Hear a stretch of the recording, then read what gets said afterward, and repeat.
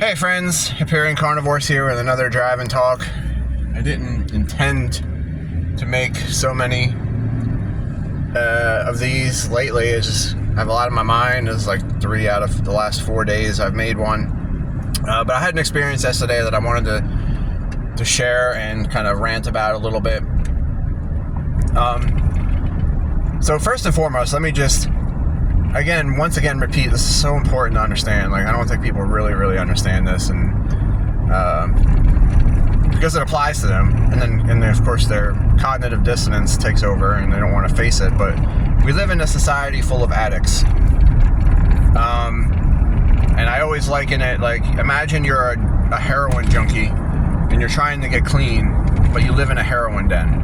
That's our entire society. Our entire society is one giant heroin den where everybody is junkies, and there is heroin on every shelf in every corner store, fully available, government subsidized, super cheap. That's what our society is. But it's marketed as food. You ingest it like food, so people have a real hard time wrapping their heads around the fact that it's drugs, not food. So that is really important to understand. And then that really plays into the whole thing that the heat that I catch from people, mostly from addicts, that, you know, like, why don't you just leave people alone? Why are you trying to make people feel bad about their food choices? And let me explain something to you about choices. Most people, especially in this late stage of the game, they don't make choices. You know what I mean? Like, they're born addicted from addicted parents, and then, you know, they're born addicted into an addiction lifestyle, and by the time they're old enough to decide whether or not they don't want to be addicts anymore, they're already fully addicted, and they don't realize, like I just said, most people don't realize that they're addicts because they view the drugs that they're taking, that they're addicted to, as food. So of course they're not really addicted like a heroin addict is addicted. And yes, you are. It's more addictive than heroin, more addictive than cocaine. I say this all the time. They got rats addicted to cocaine and then put them in a cage with the choice of sugar or cocaine, and the rats went for the sugar over the cocaine. You know? So I'm dealing with addicts, large scale, and if you're not eating a whole food diet on the regular, then you are probably an addict. And you think, I'll just do everything in moderation. You have no idea how long the long-term effects of some of these foods have on you. Like, you don't just digest it out and it goes away, guys, and then you can start all over again. It takes months to detox from and to heal from the damage, especially from these seed oils, the glycation, the oxidation, and, you know, like, it takes months for that to work itself out once it's ingested, and then it becomes cumulative because you think you're doing it in moderation, and you're not. If you eat it like once or twice a year, that's moderation. As you know, considering how harmful these things are. So people get mad at me when because they're just like, how dare you get on to people for their food choices. And like I said, they don't have a choice, for one thing, and they don't understand the choice, for another thing, because they don't understand the nature of what they're eating, what they're consuming. So, and people are like, why don't you just let people live? Why does it matter to you? Why don't you do you? Is a big thing. You do you. And like I said, like these people, we're in such bad shape now that kids are just born into addiction, born into disease, and don't have the option. And who's out there speaking for them? Who is out there, trying to reverse this? It's only going to get worse, guys. I mean, epigenetics are at play here. When you damage yourself and then you damage your genetic information, and you pass that on to your children who are born into your lifestyle, and it just compounds over generations. So yesterday, to get to my point, I helped a friend of mine with he has a mattress outlet, a little mattress store, and I helped him deliver mattresses and put beds together. And this poor woman, I say poor as in, of low income means, she lives in Section 8 housing, cinder block walls in the house. And just the sweetest woman you can imagine, you know, and sweet kids, but she has a special needs child, and he's a teenager. And, you know, and first off, let me just say that if you're a special needs parent, God bless you. I don't know how you do it, because I was in there putting a bunk bed together for an hour, and by the time I was ready to leave, and by the time we left, I was on the verge of an anxiety attack, because I couldn't. I mean, I understand you're a parent and you adapt and everything, but this kid was screeching like a demon. You know, and I'm not saying that to be mean, but it sounded like a demonic screech every 30 to 45 seconds, just like a horror movie shriek. Just the most delightful, joyful kid you've ever seen. You know, just like this big, joyful kid, you know, walking around. But every once in a while, the house would ring out with a demon screech. And the other kids are just sitting there watching SpongeBob, and mom's folding clothes, and they're almost completely oblivious to it. And I'm just like, oh my god, oh my god, oh my god. And I'm not trying to be mean or anything. It's just horrifying to me. It's very, very sad. And after an hour of being there, it really, really got to me. And God bless you, special needs parents, because I don't know how you do it. You know, I wasn't trying to be coarse or mean or anything like that, but when we walked out of there, it was a relief. It was like a load of bricks taken off my back. I couldn't stand it. But I'm like, this. You wonder why I get animated. You wonder why I'm in your face with it, and I'm telling you to stop poisoning your kids. That's why. That's fucking why. Because he's. I mean, you're talking about a boy who is probably in his, you know, if he wasn't in his teens, he was in his tweens, probably 11 to 13 years old, morbidly obese. So he probably got a vaccine injury that put him on the spectrum, the severe spectrum, and then he's morbidly obese, which means that his mom is not feeding him healthy food at all. I'm not blaming the mom. Like I said, we live in an addict culture, in an addict society, and she's addicted. She was addicted when she gave birth to him, almost certainly, and you know, doesn't have the knowledge and the cognitive ability as an addict to realize that, you know, you've been feeding yourself drugs, and now you're feeding your child drugs. And, you know, regardless of whatever set him on the spectrum in the first place, now he's eating ultra processed foods, probably exclusively chicken nuggets, ramen noodles. I don't know what he eats. I know that the autistic children are very, very difficult to feed. They've got texture issues and whatnot. But he is not eating anything that is going to nourish his brain. He is eating things that is further deteriorating his cognitive ability. And he was born into that. I mean, he's fucked. He's fucked for life, guys. He's fucked. He will never, ever, you know, have anywhere approaching a normal life. His mom was in the bathroom with him, helping him take a shit. You know what I mean? Like, and that's why I say, God bless you, special needs moms. I don't know how you do it, but like, I get my friends are just like, why do you care? How dare you judge people? You know, judge parents for their food choices. Like, you know, I saw this woman. She videoed, and she was already. You could tell she was already like mentally ill herself. But she's sitting there. She's like, watch me plate my 1-year-old's food, and it was mini donuts and just total garbage. And then people are like, how dare you judge that mom for her food choices? And I'm like, you know what I mean? Like, guys, 1 in 30 children have autism now. From like in the 70s, it was like 1 in 10,000, and now it's 1 in 30.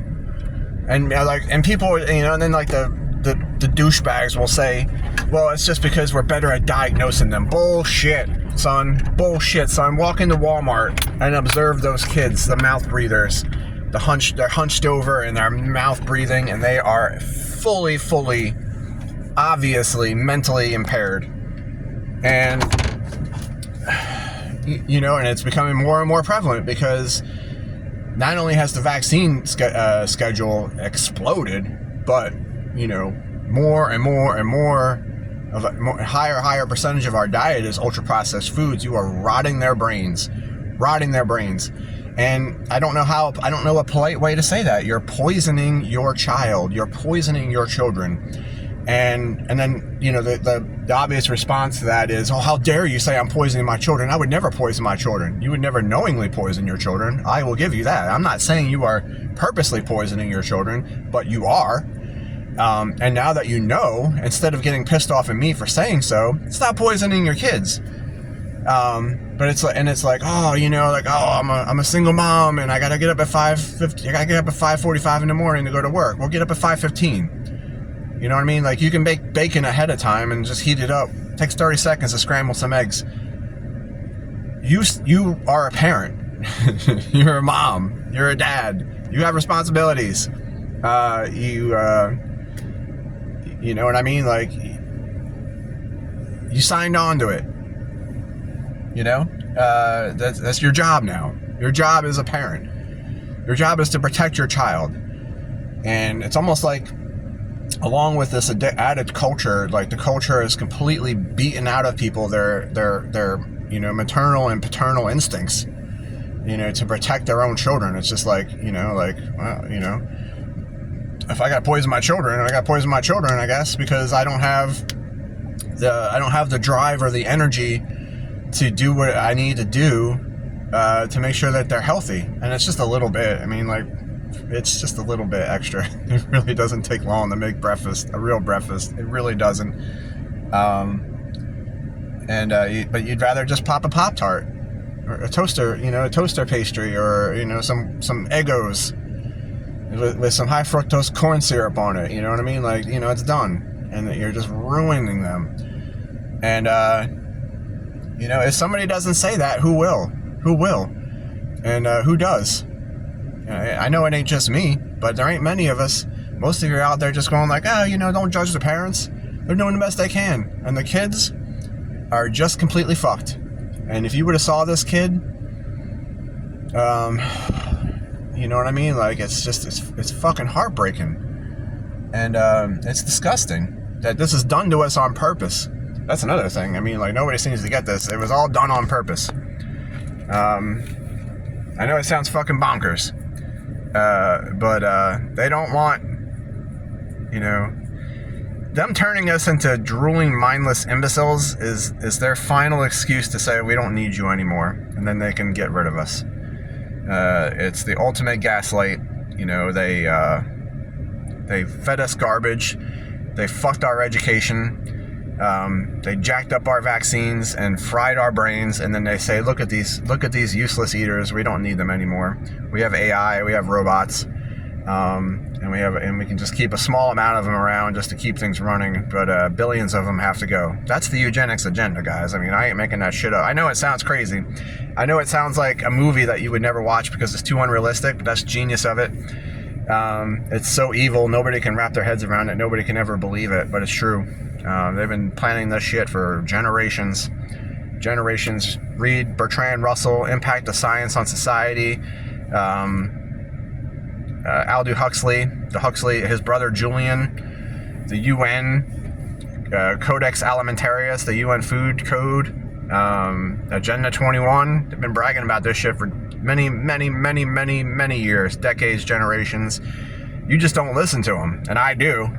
And I repeat what they say, and they tell me I'm crazy, and then it just keeps happening. And I'm like, hello, they're doing it. And they're like, oh, you think they're trying to wipe us out? And they're wiping us out. It's actually happening.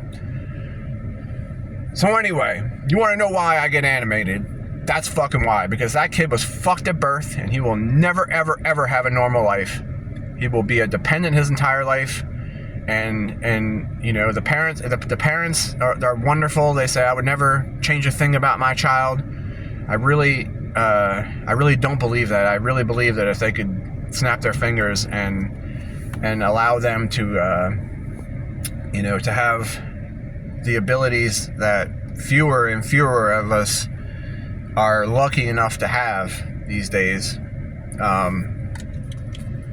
You know, because I was put through the same meat grinder that a lot of people were, and I don't know how I made it out. I don't know why the Matrix. You know, there's always those divergence in the Matrix that just don't accept the programming. That's me, and I don't know why. I don't know how it happened. I'm just grateful. You know what I mean? Like, I could be like so many other people out there that, you know, that are just completely unconscious and completely plugged in and completely addicted, so helplessly inert that they will defend it. What the Matrix says, Morpheus says. I'm thankful.